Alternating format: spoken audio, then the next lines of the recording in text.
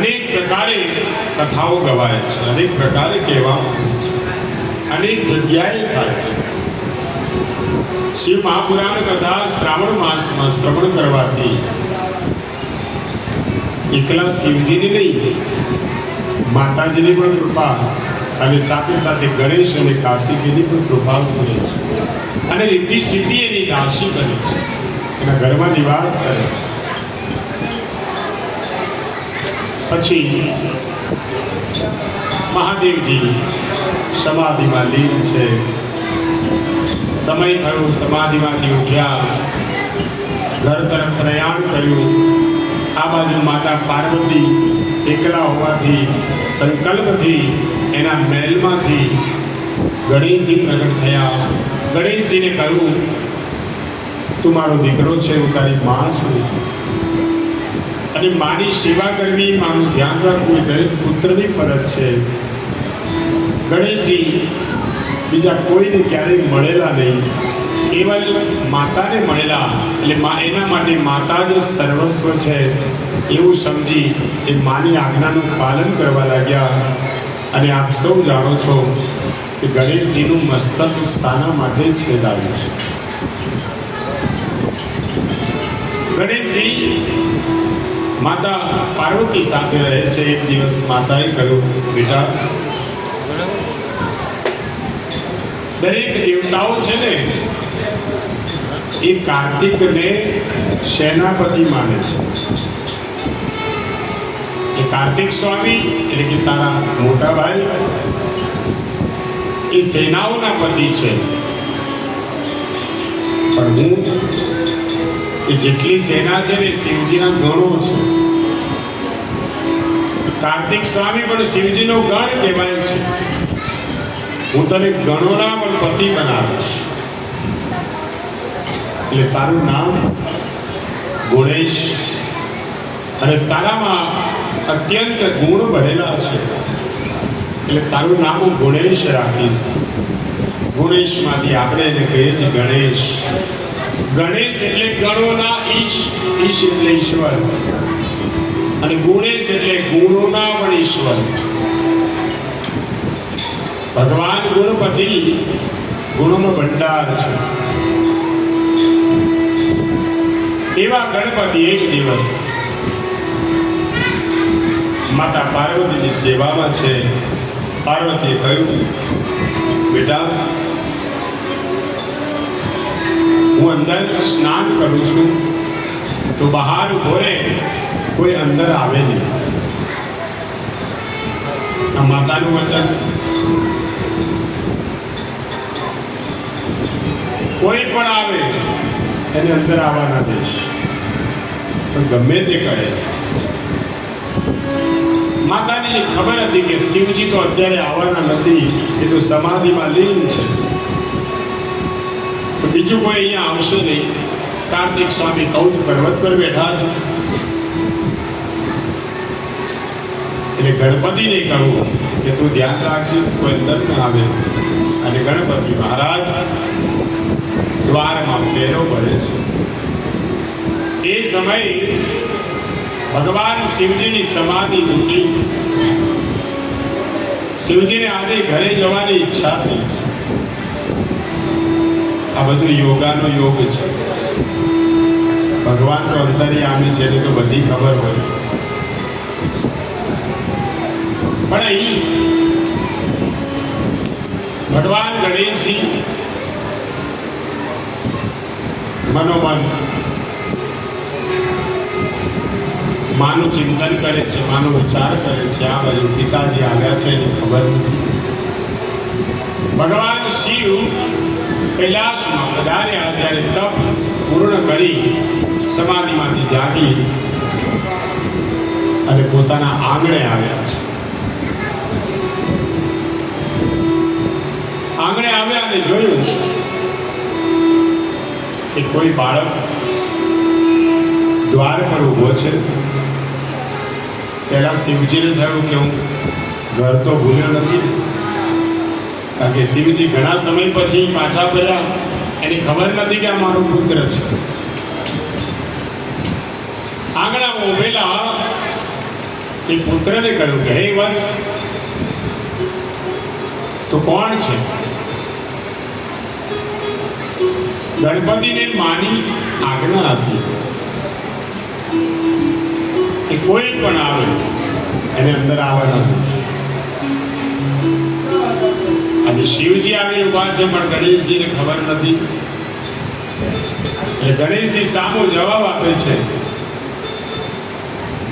હું ગમે તે હોઉં, પણ તમે કોણ છો?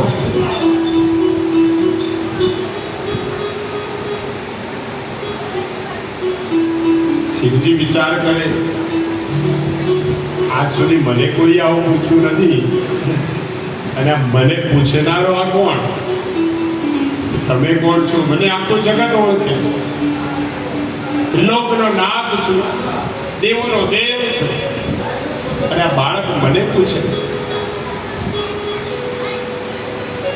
મહાદેવ કહે, હે બાળક, તું મને નથી ઓળખતો? બાળક કહે છે કે ના, હું તમને નથી ઓળખતો, મેં તમને કોઈ દિવસ જોયા જ નથી.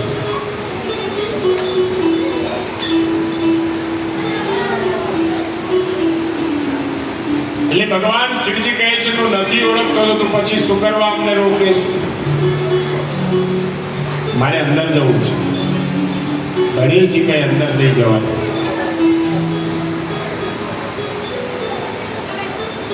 મેં કોઈને વચન આપ્યું છે, એમની રજા વગર હું અંદર નહીં જવાનું. તમે કોણ છો? ક્યાંથી આવો છો? ભગવાન શિવજી વિચાર કરી, બાળક છે, આની સાથે શું વધારે ચર્ચા કરું? એટલે શિવજી ત્યાંથી જતા રહ્યા બ્રહ્માજીને કહ્યું, હે બ્રહ્માજી, મારા આંગણામાં કોઈ બાળક ઊભો છે કોણ? અને કોઈને અંદર જવાનું નથી. તમે જઈને એને મનાવો, એને સમજાવો કે આ કોનું ઘર છે ને આ કોણ છે. બ્રહ્માજી આવ્યા છે. ગણેશજીને કહે, હે બાળક, આગો જા, મને અંદર જવા દે. ગણેશજી વિચાર કરે, હમણાં એક તો આ બીજો કોણ આવ્યો? ગણેશજીએ કહ્યું કે હે, તમે વયોવૃદ્ધ છો, તમારું માન રાખું છું, અહીંથી ચાલ્યા જાઓ. અહીં તો હું ગમે તે હોઉં, તમે અહીંથી ચાલ્યા જાઓ, અંદર જવા નહીં મળે.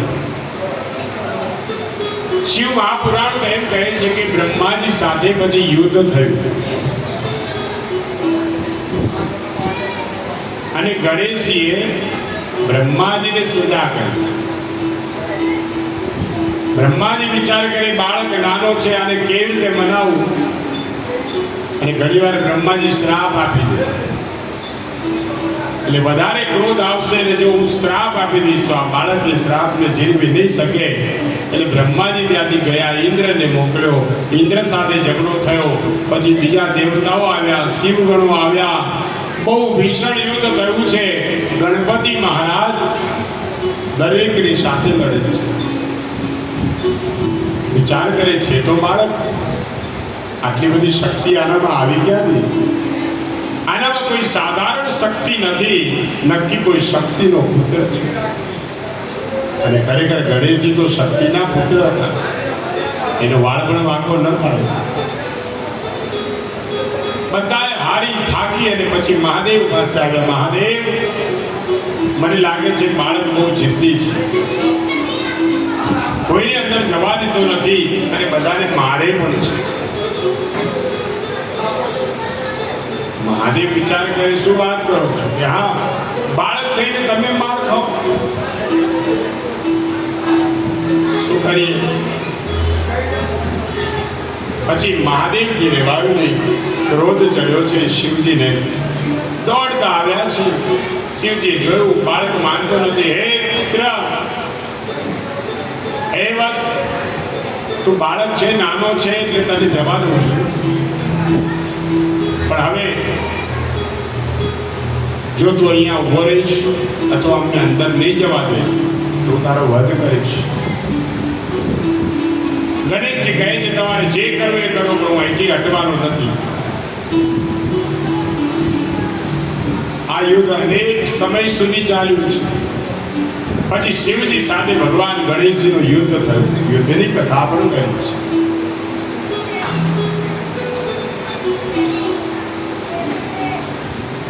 અને પછી શિવજીને રહેવાયું નહીં. શિવજીને અતિશય ક્રોધ ચડ્યો. ખબર પડી કે આ કોઈ સાધારણ બાળક નથી, આ કોઈ માયાવી પુત્ર છે કે શું. અને પછી શિવજીએ પોતાનું ત્રિશૂળ લીધું છે. મનમન સ્મરણ કરી અને ત્રિશૂળનો જ્યાં ઘા કર્યો, ત્રિશૂળ સીધું ગણેશજીના મસ્તક ઉપર વાગ્યું. ધડ અને મસ્તક અલગ અલગ થઈ ગયા. મસ્તક ઉડીને ક્યાં ગયું ખબર ન પડી. હે માં, હે માં, હે માં એમ કરતા કરતા ગણેશજી નિરુપાય થઈને જમીન ઉપર પડ્યા છે. જ્યાં મા મા શબ્દ સંભળાયો, ચીસ સંભળાઈ અને એકદમ માતા પાર્વતી અંદરથી દોડતા આવે છે. આવીને જોયું તો પુત્ર મરણ પામ્યો છે અને આક્રાંત રુદન કર્યું. વાળ ખુલ્લા છે.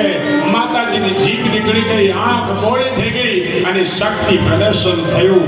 અને ત્યાં માતાજીને ક્રોધ ચડ્યો છે. અને જ્યાં મારે ક્રોધ કર્યો, મારા પુત્રની હત્યા કોણ છે? ભુવનના તમામ દેવ, બ્રહ્માદિક દેવતાઓ બધાએ બાળકને સમજાવતા હતા. બાળક સમજ્યો નહીં અને બધા દેવો ત્યાં ભેગા થયા છે. માતાજીને રણચંડીનું સ્વરૂપ જોયું એટલે બધા દેવતાઓ પગે લાગીને કહેવા લાગ્યા કે માં શાંત થાઓ, શાંત થાઓ. મારા પુત્રની હત્યા કોણે કરી? મહાદેવ વિચારે જોઈ રહ્યા છે કે આ શું? દેવી તમે શું કહો છો? આ કોણ હતો? માતાજીનો ક્રોધ શાંત થતો નથી. કહે છે મારો પુત્ર હતો. આજ મહાદેવને પણ પશ્ચાતાપ કર્યો છે. મારા દીકરાને કોઈ માર્યો? માં પાર્વતી ત્યાં બેસી ગયા છે. પેલો ગણેશજીનો શવ એટલે મૃતદેહ હાથ ખોળામાં લઈ અને રુદન કરે છે, આક્રંદ કર્યો છે. હવે તો જ્યાં સુધી આ સજીવન ન થાય ત્યાં સુધી મારે ઊભું થવું નથી. હું પણ કરી દઈશ. મારા પુત્ર વિનાનું જીવન નકામું છે. તમે તો કૈલાસમાં જઈ અને સમાધિમાં રહો. હું કોના આધારે? અને એટલા માટે આપણો પુત્ર છે. આનું નામ ગણેશ. પછી દેવતાઓએ બધાએ પ્રાર્થના કરી, માતા શાંત થાઓ. અમે અમારા બધા આશીર્વાદ એને સમર્પિત કરીએ છીએ. બધા જ દેવતાઓની શક્તિ કામે લાગી અને એ સમયે મહાદેવે ભગવાન શિવજીએ આંખ બંધ કરી સમાધિ લગાવી અને પછી પોતાના શિવગણોને આજ્ઞા કરી કે જાઓ, રસ્તામાં જે કંઈ મળે એનું મસ્તક લઈ આવો, હું આને સજીવન કરીશ. શિવગણો દોડતા ગયા છે. રસ્તામાં હાથી મળ્યો અને હાથી મળ્યો એટલે હાથીને જોઈ હર હર મહાદેવ બોલી અને હાથીનું મસ્તક લઈ આવ્યા છે. અને એ મસ્તક ગણેશજીના ધડ ઉપર લગાડવામાં આવ્યું. જ્યાં ગણેશજીના ધડ ઉપર મસ્તક લગાવ્યું, ભગવાન શિવજીએ જળનો છંટકાવ કર્યો. કમંડળમાંથી જળ લઈ અને જ્યાં સિંચન કર્યું ત્યાં તો ગણેશજી ઉભા થયા છે. બોલો ગજાનન ગણપતિ મહારાજ કી જય. ગણપતિ મહારાજ ઉભા થયા છે. આજે માતાને આનંદ થયો, મારો પુત્ર સજીવન. પુત્રની ગળે વળગાડી આલિંગન આપ્યું. રુદન કરતા કરતા પણ દુઃખ થયું. માને ધડ માનવનું અને મસ્તક હાથીનું મસ્તક જોઈ અને માને આનંદ ન થયો. સજીવન થયો એટલે આનંદ થયો, પણ આવું પુત્ર હે મહાદેવ, આનું સ્વરૂપ જુઓ. આને કોઈ બોલાવશે પણ નહીં. અરે આને કન્યા કોણ આપશે? આના લગ્ન પર કેવી રીતે કરવું? ભગવાન શિવ કહે છે કે તારા પુત્રને એક નહીં 2 કન્યાઓ મળશે. પ્રીતિ અને સિદ્ધિની દાસી થશે. જ્યાં હું વરદાન આપું છું, બધા દેવતાઓએ આવીને કહ્યું કે સૌથી પહેલા જગતમાં ભગવાન ગણેશજીની પૂજા થશે. તારો પુત્ર પહેલા પૂજા થશે. અમે પણ આશીર્વાદ આપીએ છીએ.